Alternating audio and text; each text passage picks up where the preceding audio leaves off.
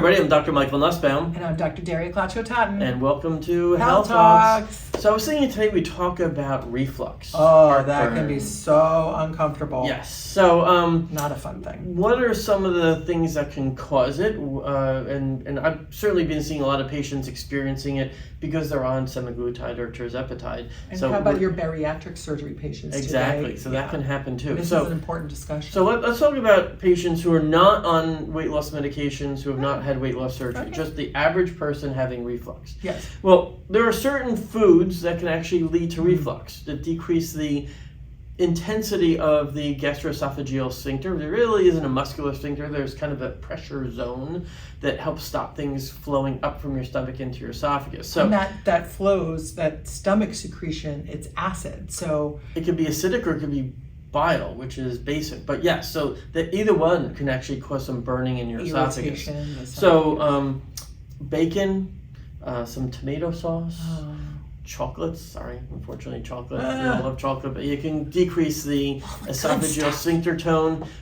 Same with alcohol. So these things you probably don't want to, if you're experiencing reflux, especially at night, you want to try to avoid those foods later in the evening because it's probably going to contribute to some reflux. And you got to remember, there is no muscular sphincter there. It's really just a pressure zone, so it's really easy to end up with reflux. Now, if you're having chronic reflux and it's kind of refractory to medications, because there are medications out there, H2 blockers, which are pretty common. So those are blockers for what? To reduce the acid, to decrease the acid production in the stomach. You shouldn't really use them long term. Unfortunately, I used them long term when I was having some reflux.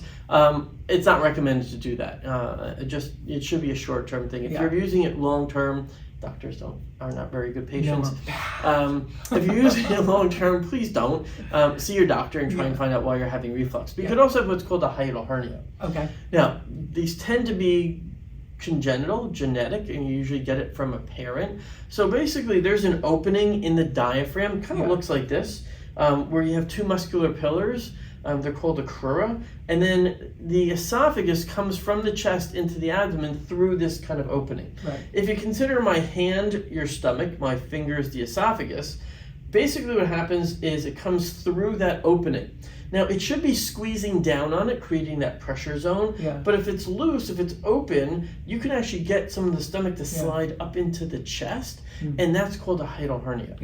Easily fixable with surgery. It's actually a pretty easy operation to do. Love doing that operation. But it is fixable with a surgical procedure if it's not being addressed with medications, right? So if it's not responsive to medications, the next step really is to go for a anti-reflux procedure.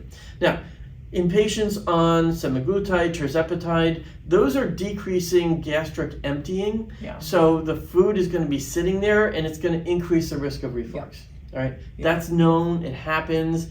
It's a downside to it, but it's also a plus side. So what do I recommend in those instances? Well, if you're on a semaglutide or tirzepatide, don't have dinner late, or switch up your foods. You should maybe have a protein shake for dinner instead of having actual meal. Make the meal smaller. lunch. Make the meal smaller. Correct.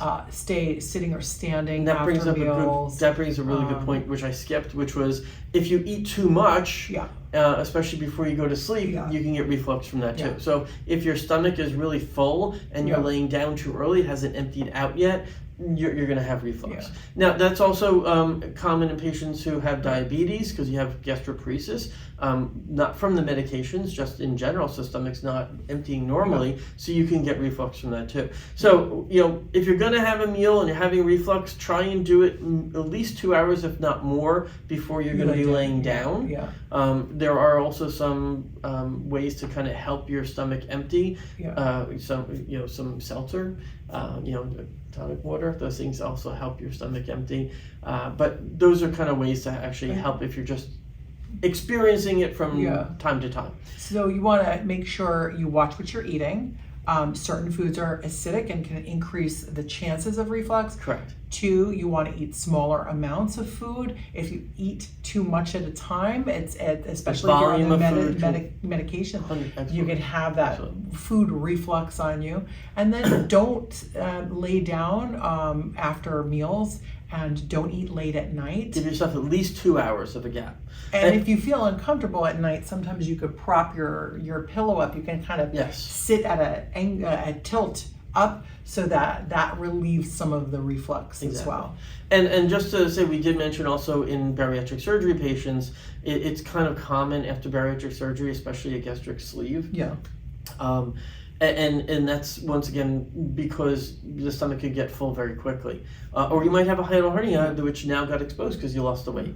So bottom line is, if you're having reflux, if it's refractory to the treatments we just talked about, then go see your provider, see your doctor. You probably need to get an endoscopy to take a look to see if you have a hiatal hernia. Make sure there's no damage to the lining of the esophagus, because it can lead to esophageal cancer.